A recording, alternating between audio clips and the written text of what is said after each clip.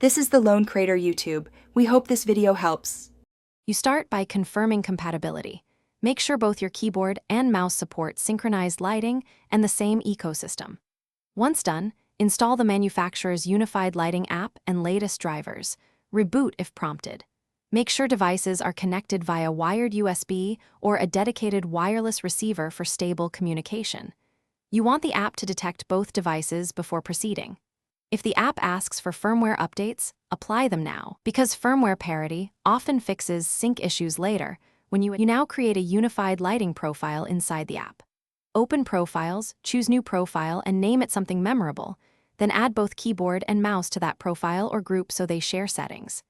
Next, pick an effect, wave, static, or reactive, and set the same speed, direction, and brightness for each device so transitions match.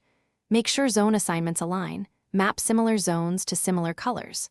Once configured, hit Apply and then Save. The app will push the settings to both devices for synchronized behavior. You're at the finish. Test the sync by cycling effects and toggling power to each device. Observe if colors and timing match. If you see a mismatch, reapply the same profile or remove and re-add devices in the app, then rescan for hardware. Make sure no other RGB apps are running, as overlays cause conflicts, and confirm firmware/drivers are current. If problems persist, restart the PC and try a different USB port or dongle. These steps resolve most remaining communication or timing issues quickly.